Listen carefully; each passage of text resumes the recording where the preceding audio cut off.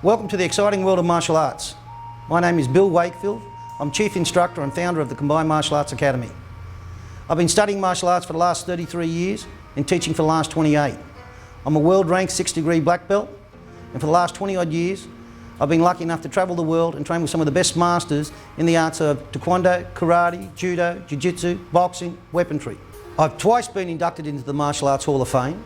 In 2009, I won Australian Sportsman of the Year, which I can't tell you how I felt about that. I've had hundreds of stories written about us in magazines. I've been on the cover of Blitz magazine, Jiu-Jitsu magazine.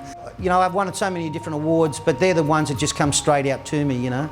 And Instructor of the Year, 2000, which is another great honour, and that's taken from all the instructors in Australia, and that's ranked through Blitz, which is the #1 martial art magazine in Australia. But, you know, when I was saying PPS and Member Solution, which is the largest billing, management and software development company in the world, ranked Combined Martial Arts as the #1 academy in Australia and placed us 33rd in the world. Now we're talking about thousands of different martial art clubs, and we get ranked 33rd in the world but #1 in Australia. That to me tells me that we're doing something right, and we're not doing it on our ego, we're doing it working with children.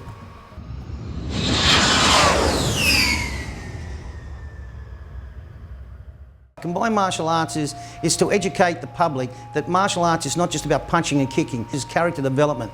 It's about implementing certain characteristics into the children as young as possible to take them on to tomorrow and helping them grow. I want to be able to help build children's self-esteem, to show them that martial arts is about helping themselves, about tomorrow's champion. It's about doing well, it's about one trying to achieve the best that they can possibly do. Every instructor that works for us in the academy, the teachers either part-time or full-time, are all blue card holders. And we're really proud to say that we've won every award that you can win in the martial arts. We've won the Blue Ribbon Award, Children's Services Award, fastest growing academy in Australia. You name it, we've won it. And that there comes back down to the quality of instructors that we have today and the training that we'll implement for those instructors. Yeah, we have a few different programs. We have a 18-month black belt course, which is people that haven't got the time to train twice a week for 4 to 5 years. And then we have our black patch program, which is elite students from the club that train 4 to 5 days a week. Then we have our basic program, which is students that train twice a week. And then we have our Little Dragons program, which is what I'm really, really excited about. We took this from America. America started teaching children back 3-year-old. And when we first heard of this, we laughed. How can you teach children 3-year-old? But the Jefferson Center, who's a character development center back in Pasadena in America, developed a program to implement character development in with the martial arts to be taught into schools. And we use the STAR program, which is to stop, to think, to act, to review. And it is used through over 2 million students in America are on this program. And in Australia, we were the first academy in Australia to actually implement this program. It's a fun stage. Childhood from 3 to 10-year-olds should be fun. Learning should be fun. And if their early stages are fun, with discipline, implementing characteristics that everyone wants to see in their children, and that's respect, and that's, you know, building people's self-esteem and confidence, you know, because you've got to understand today that 1 in 6 children are bullied on a weekly basis. And these figures are getting higher and higher and higher. In the martial arts, we're trying to turn these figures around by giving children the tools to use, and that's not their hands and their feet, that there is the brain. We have 0 tolerance for bullying. You know, 1 in 6 children are picked on. Over 3,000 kids a year commit suicide. 80% of those are boys, and one of the biggest reasons is because of being picked on at school in their earlier years. So we teach children not to take notice what people say, water off a duck's back. If they're touched, to report it. Stop, stay away, leave me alone. You know, it all comes back down to profiling. And if you tell someone that you don't like it from as early as you can, they will listen. Stop, I said stop, I don't like it. Don't touch me. And when you can teach children to speak out and to tell them, get them to understand that if they don't like something, that they've got to say they don't like it. Children won't say that, so we have to teach them. And I find it's confidence that we need to instill in these children, and that builds self-esteem.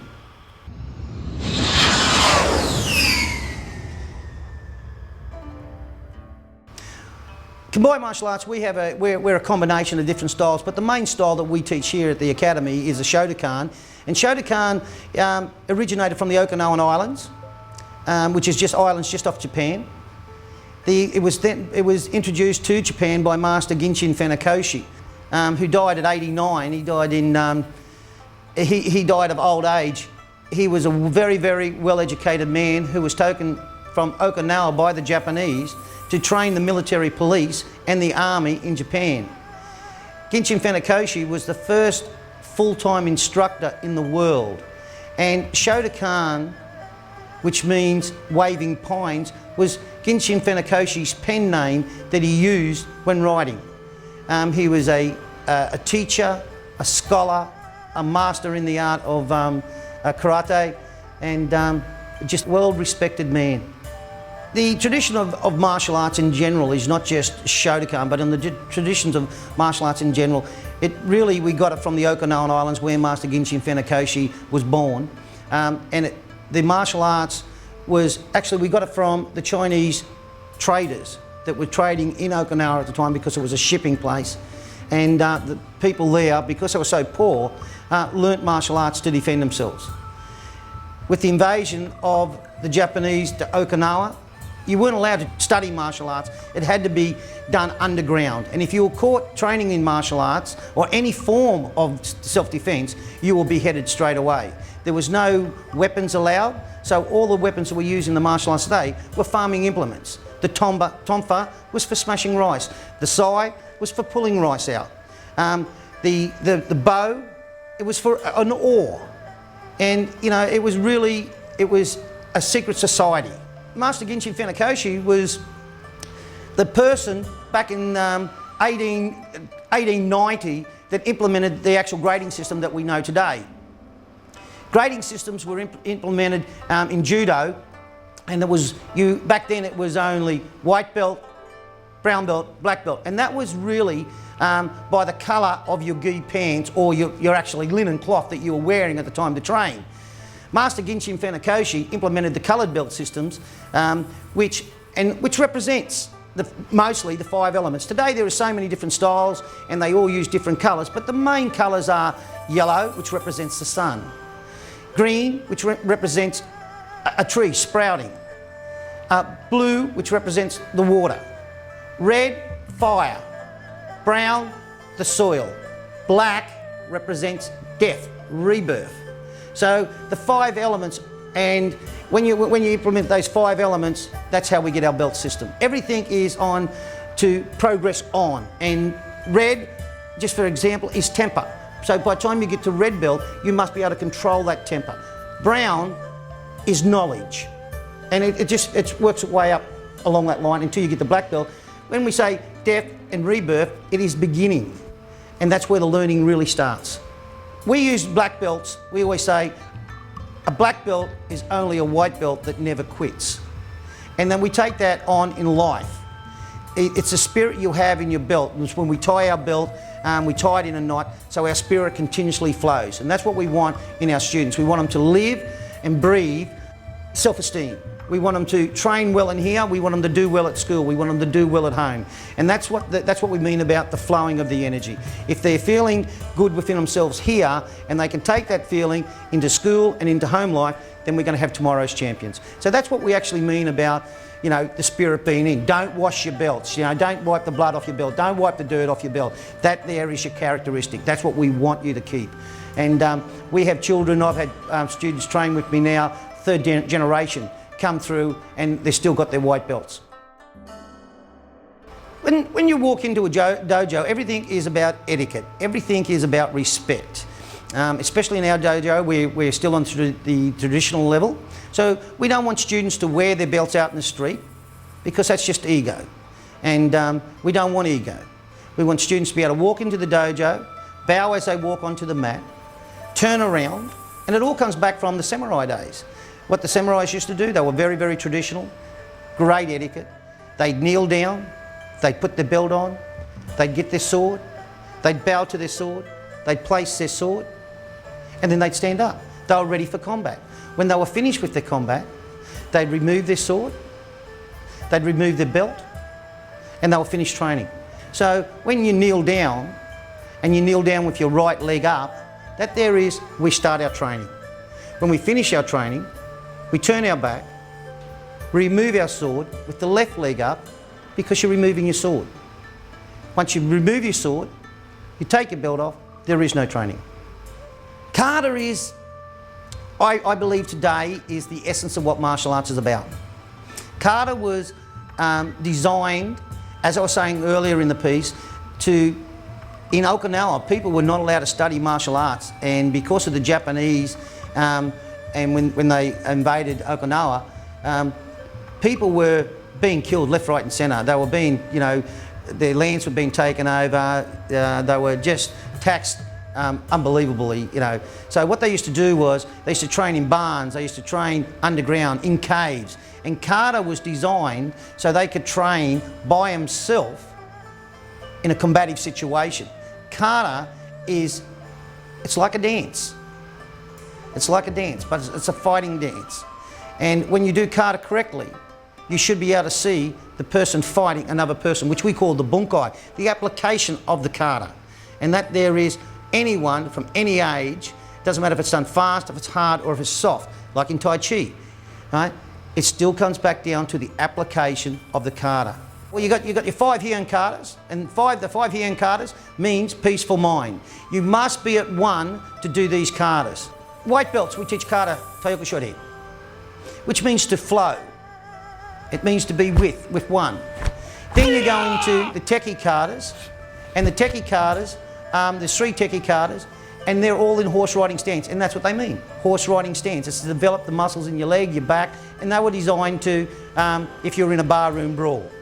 As you go higher, Basai Dai, to penetrate the fortress.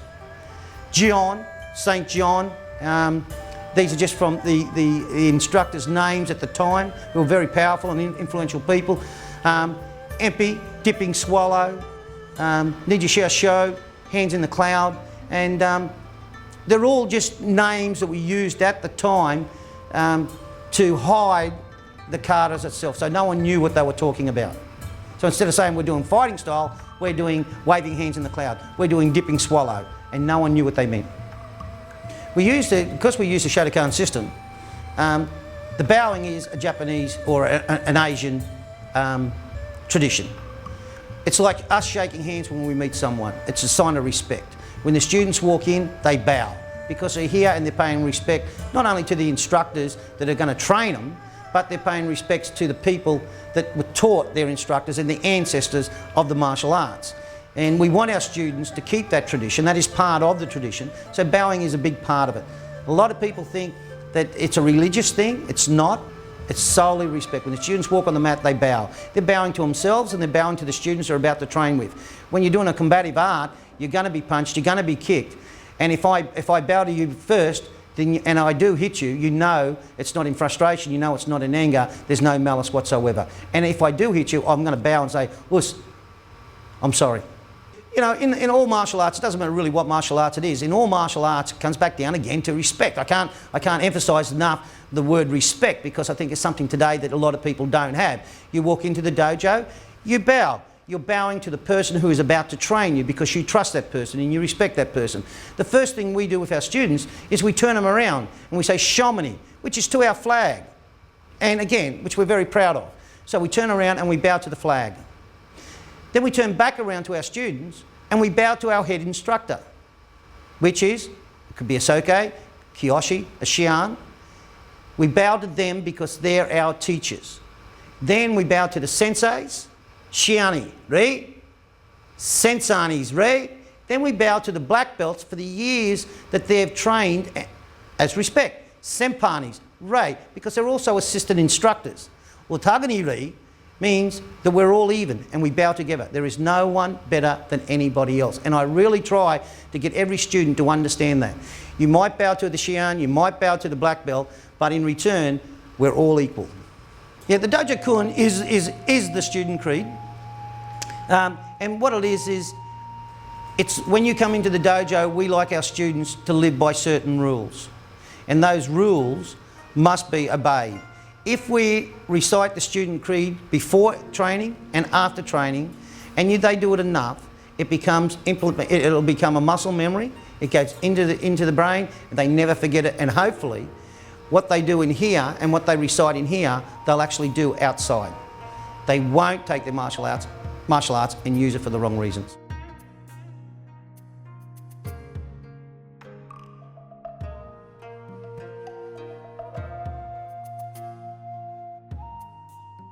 Caesar means to kneel down, and to kneel down was to put your sword in. So in everything the Japanese did, because they didn't have tables, they used to kneel on the floor all the time. But Caesar means correct kneeling position, and we just use it to slide our sword into our obi, and when we're moving our sword out, and when we're also talking or dojo kun, bowing, we always go into a Caesar position. It's just a traditional kneeling position. We use our Caesar when we're doing Moksu, meditation, and it helps to clear our mind. Hope you enjoyed this video. I hope it helps you to grow in the martial arts, to go to your next level. And remember, a black belt is only a white belt that never quits. Us.